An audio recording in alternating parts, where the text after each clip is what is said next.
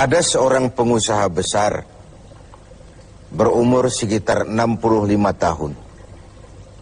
Terkenal, asetnya tidak lagi terhitung.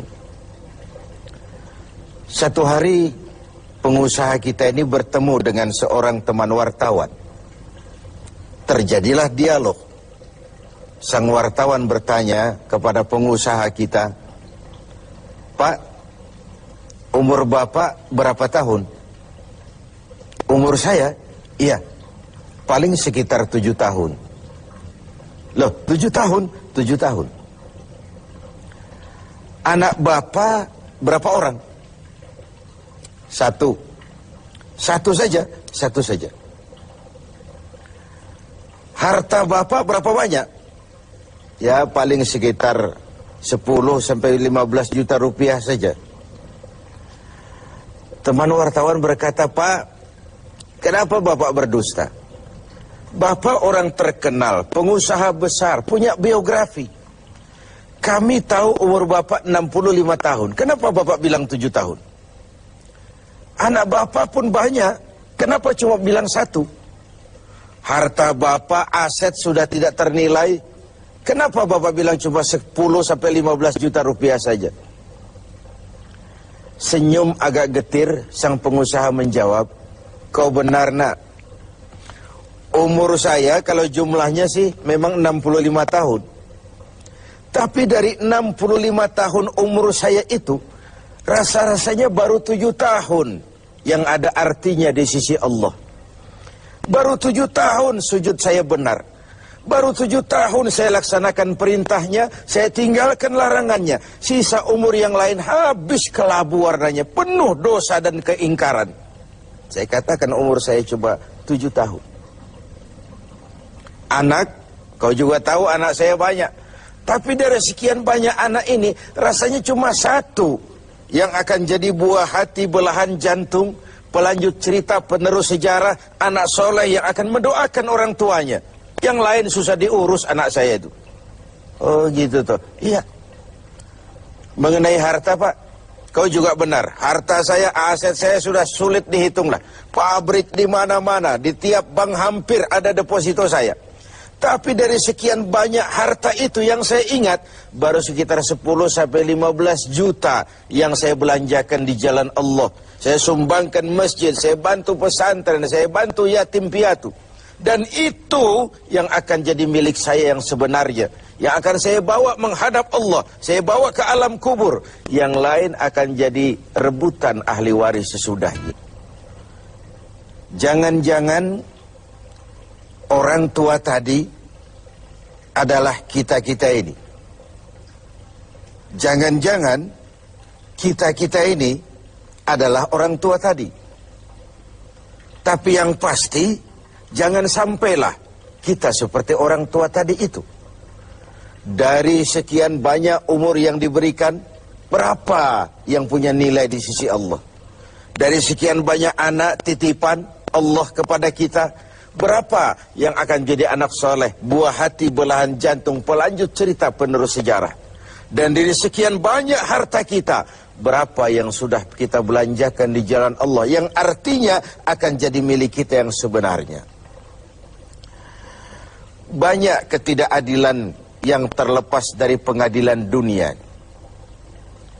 Sering orang-orang yang berbuat kebaikan tidak mendapat perlakuan yang pantas di dunia ini. Sering kehidupan jadi rancu. Yang benar dikhianati, pengkhianat dibenarkan. Yang tuntunan dijadikan tontonan, yang tontonan malah dijadikan tuntunan. Untunglah ada akhirat. Bukan sekedar melepas diri dari ketidakberadayaan kita menghadapi sistem. Tapi cermin bahwa tidak satu ketidakadilan yang bagaimanapun kecilnya yang terlepas dari pengadilan dunia akan terlepas juga di pengadilan akhirat nanti. Inilah keadilan. Karena itu pada jumpa kali ini saya ingin menyampaikan sebuah hadis tentang apa yang harus kita pertanggungjawabkan di hadapan Qadhi Rabbul Jalil nanti. Sebuah hadis menyatakan, "Lan tazula qadama 'abdin yaumal qiyamah hatta yus'ala an arba'i khisalin.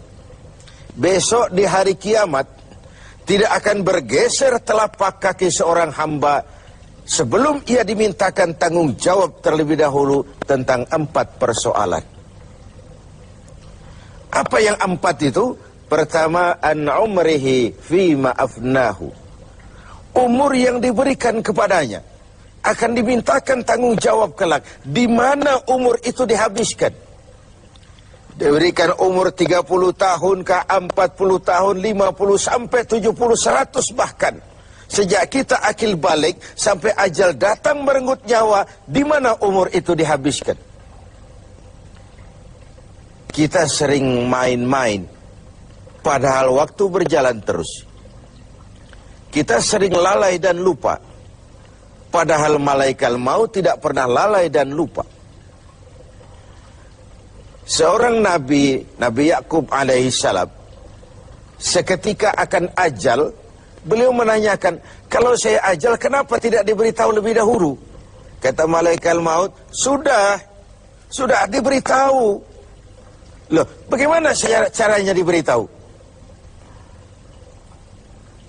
Perubahan yang terjadi pada fisik kita adalah pemberitahuan. Uban yang bertabur, mata yang mulai lamur, pendengaran yang mulai kabur, itu semua pemberitahuan agar kita mawas diri. Umur akan dimintakan pertanggungan jawab. Di mana umur itu dihabiskan?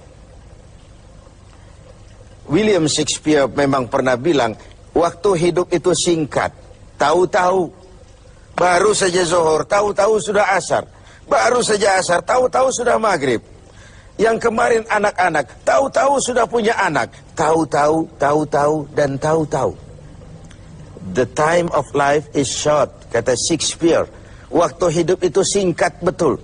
Namun waktu yang singkat akan terasa ada manfaatnya kalau kita bisa memanfaatkannya dengan yang sebaik-baiknya. Apalah umur panjang kalau cuma untuk menimbun dosa dan kesalahan. Lebih baik umur yang panjang tapi untuk mengkoleksi berbagai kebajikan. Inilah makna ucapan Nabi, khairukum man tala umruhu wa hasuna amalu. Yang terbaik di antara kamu orang yang panjang umurnya dan banyak juga kebaikannya. Umur ini yang sering kita berleha-leha menghabiskannya untuk sesuatu yang tidak punya nilai, kelak akan dimintakan tanggung jawab di hadapan Allah Azza wa Jalla. Lalu yang kedua, wa an syababihi fima ablahu. Masa muda, pernah diberikan umur muda. Di mana dihabiskan umur muda itu? Hura-hura atau untuk sesuatu yang bermanfaat? Dahulu ada seorang selebritis lah kalau zaman kita sekarang. Namanya Ibrahim bin Adham. Namanya Malik bin Dinar. Namanya saja sudah Malik bin Dinar, Raja bin Uang. Hidupnya jet set. Satu malam dia mengadakan pesta di rumah mewahnya. Datang seorang pengemis, bertanya kepada penjaga pintu, siapa yang punya rumah ini? Bos saya. Iya, Malik bin Dinar. Oh, orang kaya? Orang kaya. Selebriti? Selebriti. Dia hamba apa orang merdeka? Dia orang merdeka. Kalau hamba bagaimana bisa pesta sehebat ini? Orang tua itu senyum lalu bilang, sampaikan kepada bosmu Malik bin Dinar, dia memang orang merdeka. Kalau dia hamba bukan seperti ini pekerjaannya. Dia orang merdeka. Dilarang tidak terlarang, dicegah pun tidak tercegah. Merdeka dia memperturutkan hawa nafsunya. Kalau dia hamba Allah, bukan begini pekerjaannya. Menghabiskan waktu untuk pesta, hura-hura, sesuatu yang tidak ada gunanya. Ini disampaikan kepada Malik bin Dinar, dia tercenung mendengar orang tua yang misterius itu. Malamnya dia bermimpi kiamat datang. Dia akan dia masukkan ke dalam neraka.